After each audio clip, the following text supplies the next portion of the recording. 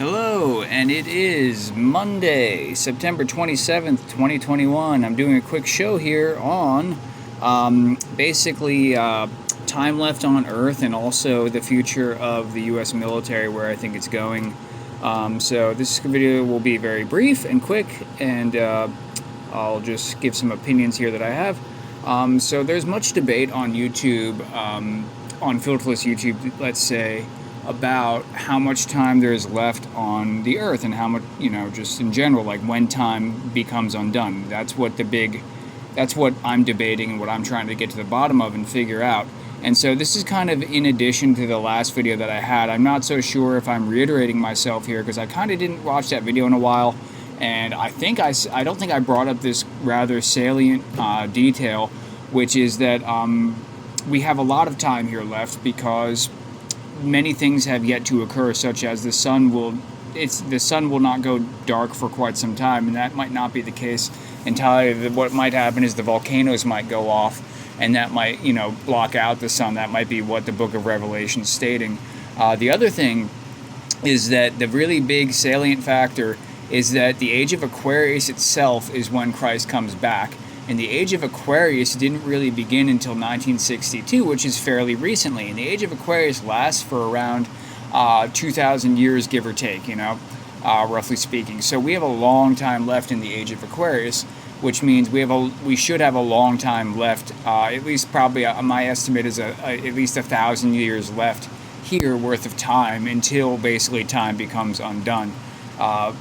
Basically, as you'll see in previous videos of mine, time becomes undone when the magnetic field becomes undone. It's a long story. So anyway, that's what I think of that, is that we have a long time left because the age of Aquarius just began recently.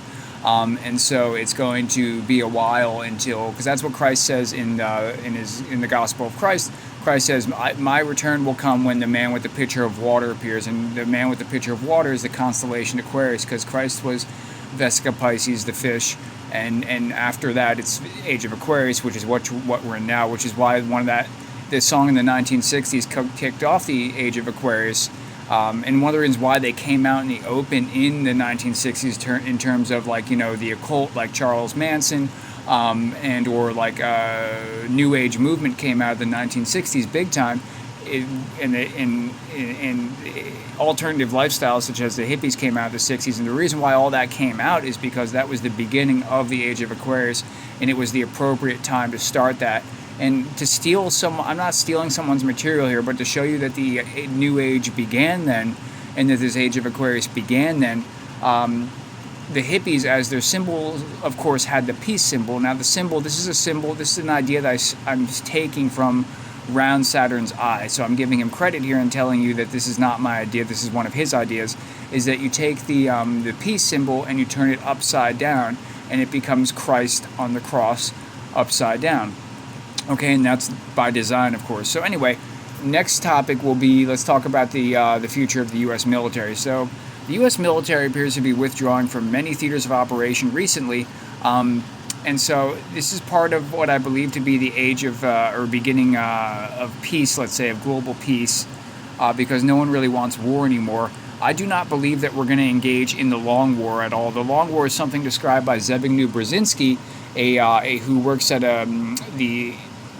he works at some think tank, but he's a big deal. He works at the Project for a New American Century type thing. Anyway, long story short, he believes in something. He's a proponent of something called the Long War, and they're trying to galvanize the American people towards the Long War.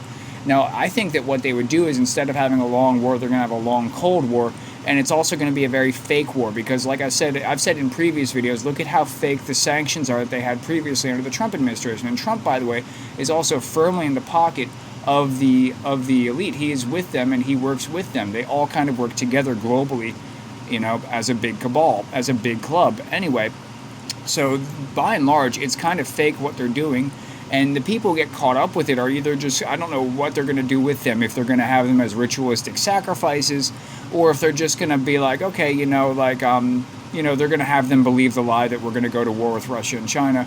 Most of the hacks, of course, are not by Russia and China. They're designed to basically try to take down and alter the economy. they're literally trying to underdevelop the place. As I've said in previous videos, it's a long story. And so anyway, they're trying to do that. And so I don't believe that they will fight in what's called the Long War at all. I think that they will offer concessions to China, and in particular in the United States, they will offer Chinese land, and they already are. They're selling them land factories, etc. They're offering immigration visas, like big-time visas to residency status to Chinese nationals. The other thing is why I think that we're going to have a more global military American force. It's not going to be, the American military will kind of cease to exist. They won't cease to exist. They're going to be altered slowly, because that's what they like. They like gradualism.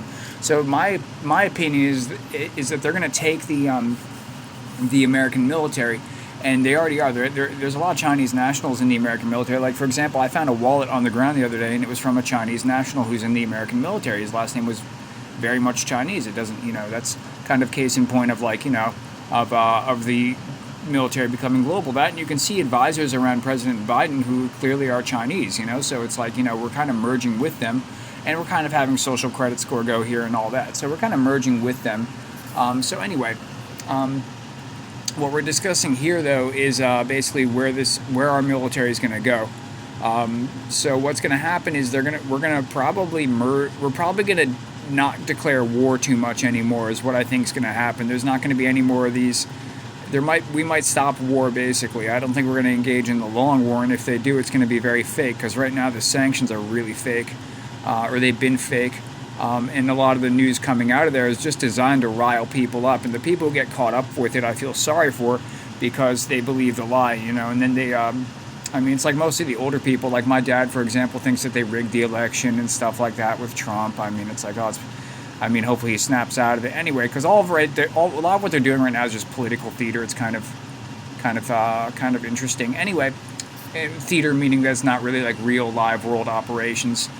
They're kind of live world psyopses designed to trick people. Anyway, so let's discuss the UN, the U.S. military becoming more international.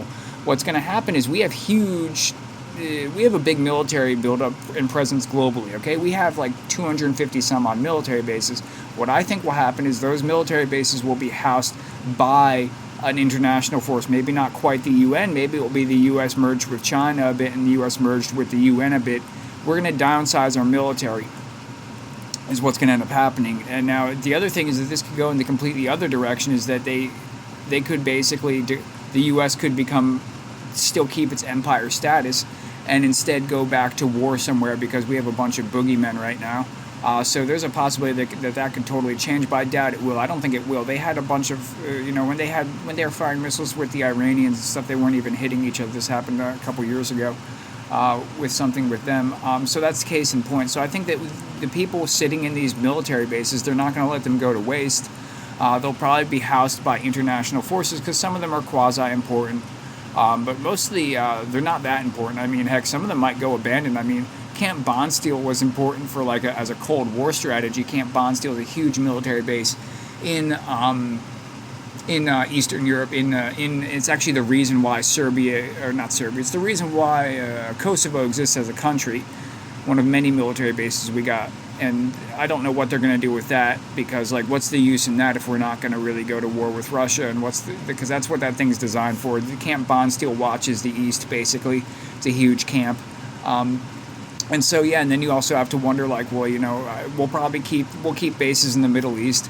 And who knows who's going to be sitting in those bases in the future, if it's going to be an international force, or if it's going to be, it's going to be America merged with other forces, is what I think is going to go down and happen. And this will help bring in the piece of the Antichrist, not a false piece, because right now we have kind of like this odd false piece going, in which, they withdrew, the American military withdrew from, let's say, portions of the Middle East, but yet they were still bombing portions of the Middle East.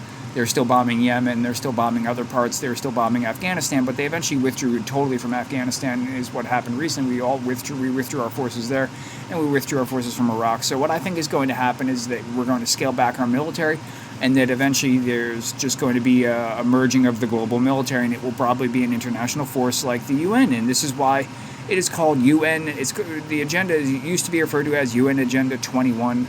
And maybe a facet and a portion of it is an international army. So anyway, because I don't think and also I don't think they're going to let the military bases we built up, all of them will not go to waste. They're not going to let those go to waste. They've been built. They're there, so they might as well use them. They'll use them as different forces will be housed in them, though, is what I think will happen. So anyway, that's about it for now. I hope all of you have a good day, and take care, all right? Bye-bye.